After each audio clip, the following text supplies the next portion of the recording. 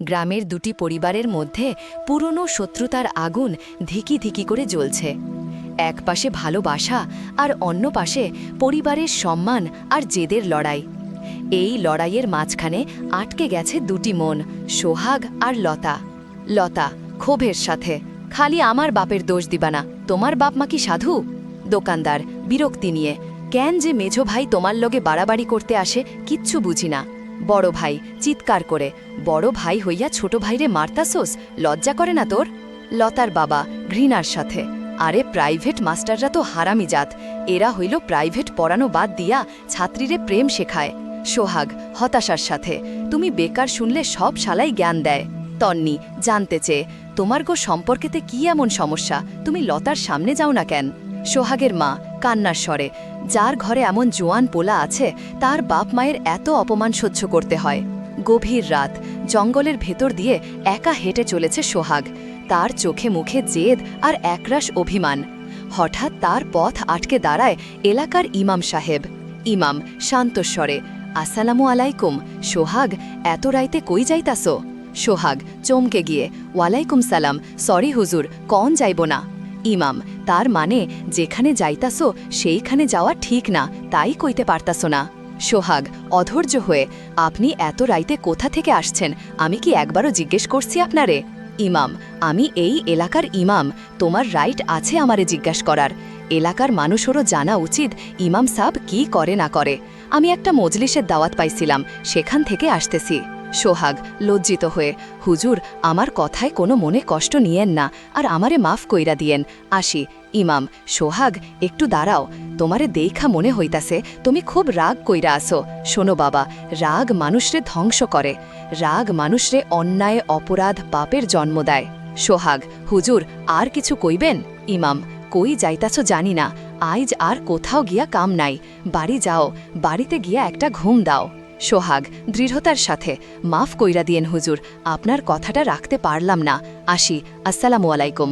ইমামের কথা না শুনেই অন্ধকারের দিকে এগিয়ে যায়। ইমাম সাহেব অসহায়ভাবে তার পথের দিকে তাকিয়ে থাকেন। ইমাম আকাশের দিকে তাকিয়ে, বড় ভালো ছেলে, আল্লাহ তুমি তার মনের রাগ ক্ষোভ দূর কইরা দিও, আমিন। অন্যদিকে ছোট ভাইয়ের ঘরে তখন অন্যরকম এক চালবাজির খেলা চলছে। তার বউ অধীর আগ্রহে স্বামীর জন্য অপেক্ষা করছে।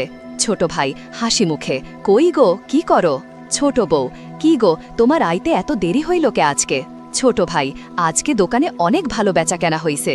ছোট বউ হাসি চেপে, পাগল, তোমারে দেখতে কত সুন্দর লাগতাছে, হইছে, আর ঢংকরণ লাগবো না, যাও যাইয়া হাত মুখ ধুইয়া আহো, তোমার লাইগা অনেক ভালো ভালো খাওয়ান আছে, গরুর মাংস, খাসির মাংস দিয়া কাঁঠালের বিচি, রুই মাছ, চিংড়ি মাছ ভুনা, আরও অনেক কিছু আছে। ছোট ভাই অবাক হয়ে, এত কিছু তুমি আমার জন্য রান্না করছো? ছোট বউ হেসে, তোমার কি মনে হয় এগুলা আমি রানছি, আর তুমি কি এগুলা বাজার কইরা দিছিলা আমারে? না, তা তো দেই নাই, এগুলা পাইছি আমি আমার বুদ্ধির জোরে। মেঝো ভাবি আর বড় ভাবিরে আলু পাম মূলা পাম কইয়া এর কথা হের কাছে লাগাইয়া তারপরে এগুলা আদায় করছি। ছোট ভাই হেসে, এরা যে এত বোকা, কি কমু, আমিও আজকে চা মিলে 1000 টাকা ইনকাম করছি। ছোট বউ আনন্দে, আল্লাহ গো, কেমনে কেমনে আদায় করলা? তুমি যেমনে বড় ভাবির কথা মেঝো ভাবির কাছে, মেঝো ভাবির কথা বড় ভাবির কাছে কইয়া তরকারি আদায় করছো, আমিও এমনেই বড় ভাইয়ের কথা মেঝো ভাইয়ের কাছে, মেঝো ভাইয়ের কথা বড় ভাইয়ের কাছে কইয়া দুইজনকে খুশি করাইয়া টাকা আদায় করছি। ছোট বউ উৎসাহিত হয়ে, যাক ভালোই হইছে, এমন কইরা প্রতিদিন হেগো কাছ থেকে বুদ্ধি দিয়া খাওয়ান আদায় করতে হইব। রাত আরও গভীর হয়, তন্নি বারান্দায় অস্থিরভাবে পায়চারি করছে। হঠাৎ সোহাগকে দেখা যায় লতাদের বাড়ির আশেপাশে লুকিয়ে থাকতে। তন্নি ফিসফিস করে, সোহাগ ভাই, সোহাগ ভাই। হঠাৎ উঠোন থেকে একটা ডাক ভেসে আসে। সোহাগ চিৎকার করে, এই লতা। ডাক শুনে লতার বাবা ঘর থেকে বেরিয়ে আসেন। লতার বাবা রাগান্বিত, এই ক্যাডা ক্যাডা, কোনহান থেকে আইসত তোরা? বাড়ির সবাই উঠানে জড়ো হয়। রতন, কি হইছে কাকা? লতার বাবা, দেখ তো কিরণ, বাড়িতে চোর ঢুকছে, কার এত বড় সাহস? জুলেখা বেগম, কে ঢুকছে? লতার বাবা, আরে কে ঢুকছে আমি কেমনে জানি? লতা ভীতস্বরে, আব্বা আমার মনে হয় কি চোর ঢুকছে। কিছুক্ষণ ছোটাছুটির পর রতন ফিরে আসে। রতন, কাকা ধরতে পারি নাই, পালাইয়া গেছে। লতার বাবা গর্জন করে, ধরতে পারোস নাই, পালাইয়া গেছে, দলদের বাচ্চা বলদ, কার এত বড় সাহস রাইতের অন্ধকারে আমার বাড়িতে? কোন মতলবে ঢুকছে কে জানে? চিনতে পারছস কে ছিল?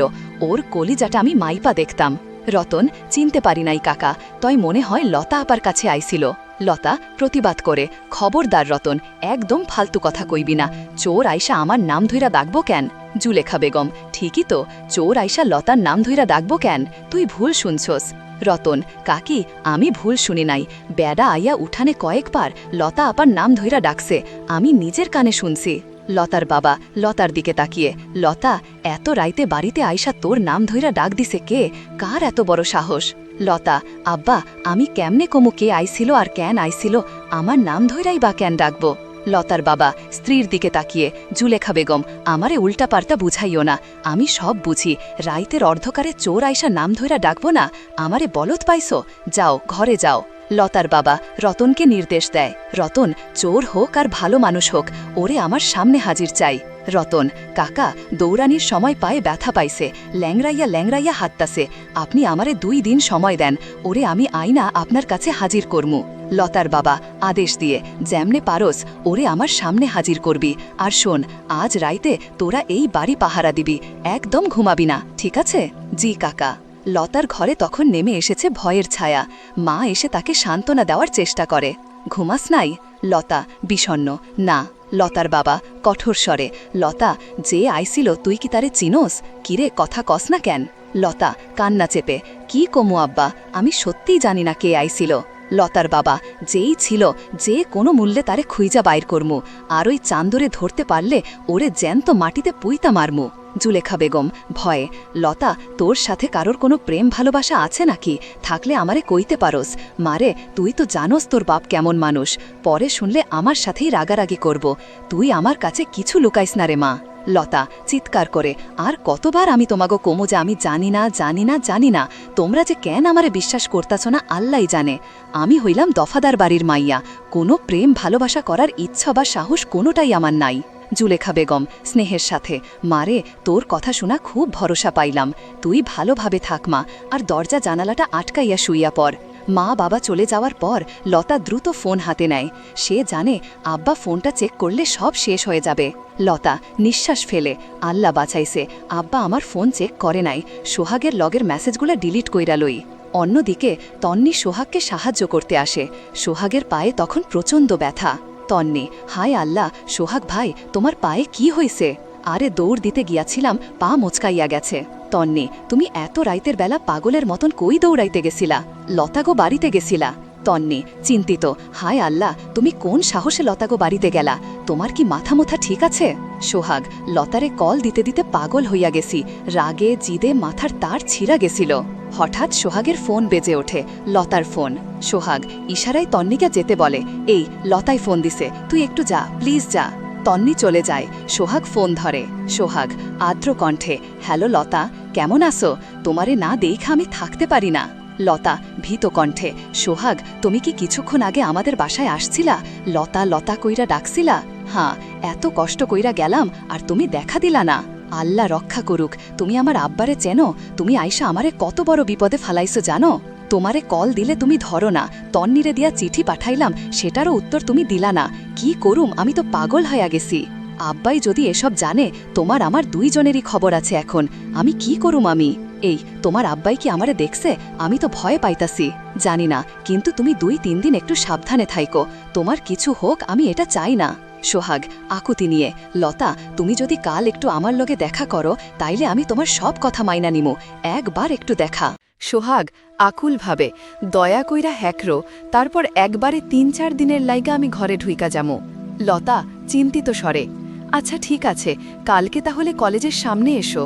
সোহাগ গলা নামিয়ে, যা, আই লাভ ইউ। লতা লাজুক হেসে, লাভ ইউ টু। আচ্ছা আমি রাখি তাহলে এখন। ফোনটা কেটে দিয়ে লতার মুখে নেমে আসে এক রাশ বিষণ্ণতা।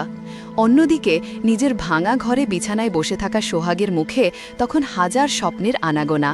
প্রিয়তমার সাথে কথা বলার পর তার মন খুশিতে ভরে ওঠে, কিন্তু সে জানে না তার এই সুখের পেছনে লুকিয়ে আছে এক গভীর যন্ত্রণা।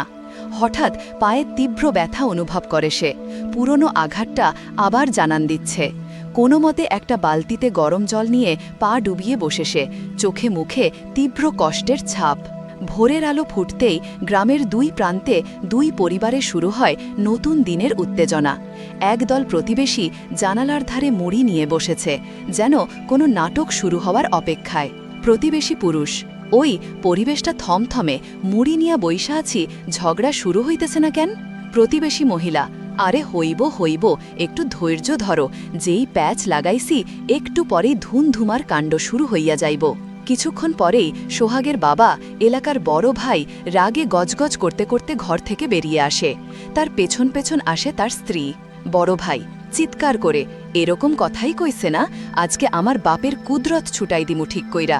এই মহেশ তাড়াতাড়ি ঘর থেকে বাইর হ। বড় ভাইয়ের স্ত্রী স্বামীর কথায় সাই দিয়ে: এরকম কইছে না, তুমি জিজ্ঞাও। বড় ভাই আবার চিৎকার করে: এই বেটা বাইর হস না কেন? ডাক শুনে মহেশ অর্থাৎ ছোট ভাই ঘর থেকে বেরিয়ে আসে। তার চোখে মুখেও পাল্টা রাগের আগুন। ছোট ভাই ক্ষিপ্ত হয়ে: আইসি বড় ভাই, কি হইছে? তুমি কি করবা? দেখি আমারে তুমি কি করো। বড় ভাই ব্যাং করে: তোরে কি করুম, তোরে এমন ফু মারুম উইরা চইলা যাবি, তোর নাম নিশানাও পাওয়া যাইব না, তুই এত বড় বড় কথা কস। ছোট ভাই হেসে: বড় ভাই, ছোটবেলা থেকে আমার উগান্ডা যাওয়ার খুব শখ, ফুঁটা একটু বেশি কইরা মাইরো, যাতে আমি উগান্ডায় গিয়া পড়ি, ওই জায়গায় নাকি হীরা পাওয়া যায়, হীরা। ছোট ভাইয়ের স্ত্রী স্বামীর পক্ষ নিয়ে: এই সোহাগের বা, হ্যাঁ, তোমার এত কঠিন কঠিন কথা বোঝার যোগ্যতা তোমার ভাইয়ের আছে, ও তো একটা পিয়ন। বড় ভাইয়ের স্ত্রী রেগে গিয়ে: এই যে প্রেসিডেন্ট সাহেবের বউ, তোমার জামাই কি করে? তোমার জামাই যে কি করে হেইটা আমরা জানি। আমার জামাই বড় অফিসের বড় দায়িত্বে আছে। কি দায়িত্বে আছে জানোস? সে হইল এসও। ছোট ভাই হেসে: বড় ভাবি, আমরা জানি আমাগো বড় ভাই কি করে। অফিসের গেটে বইসা কয়জন ঢোকে আর কয়জন বাড়ায় সেইটার হিসাব খাতায় করে, তার মানে দারোয়ানের চাকরি করে।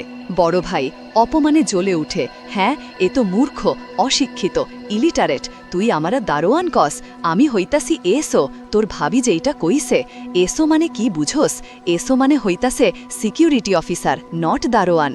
তাদের এই ঝগড়ার মাঝেই সোহাগ খোঁড়াতে খোঁড়াতে সেখানে এসে হাজির হয়, তার পায়ে স্পষ্ট আঘাতের চিহ্ন। বড় ভাইয়ের স্ত্রী উদ্বিগ্ন হয়ে: হায় আল্লাহ, রাইতে বেলা তো ঠিক আছিলি, কি হইল তোর পায়ে? এই যা ঘরে গিয়া বিশ্রাম লজা। সোহাগ বিরক্ত হয়ে: আরে তোমরা যা শুরু করছো, ঘরে থাকা যায়? ঝগড়া শেষ হোক, ফোন দিও, আইসা পড়ুমনে। সোহাগ রাগে গজগাজ করতে করতে চলে যায়। সোহাগের বাবা ছোট ভাইয়ের দিকে তাকিয়ে কিছু একটা বলতে যাবে, এমন সময় ছোট ভাইয়ের মেয়ে তন্নি সেখানে এসে হাজির হয়। তন্নি: আব্বা, আমার 100 টাকা লাগবো। ছোট ভাই আদুরে গলায়: 100 টাকা দিয়া কি করবি রে মা? তন্নি: কলেজে যাইতে হইব। ছোট ভাই পকেট থেকে টাকা বের করে মেয়ের হাতে দেয়।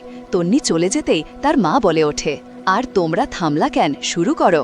বড় ভাই হতাশ হয়ে: ধুর, এই পোলাপাইনের জ্বালায় একটু ঝগড়াঝাটি কইরাও আনন্দ নাই, চল অফিসে যাইতা হইব, রেডি হইয়া আয়। কলেজের পথে সোহাগের সাথে দেখা হয় তন্নির। সোহাগের খোঁড়ানো পা দেখে সে চিন্তিত হয়ে পড়ে। তন্নি: সোহাগ ভাই, তোমার পায়ের কি অবস্থা? ব্যথা কি একটু কমছে? সোহাগ বিষণ্ণ স্বরে: না রে, ব্যথা দিন যত যাইতাছে বাড়তাছে। তুমি এই ব্যথা পাই নিয়া কই যাইতাছো?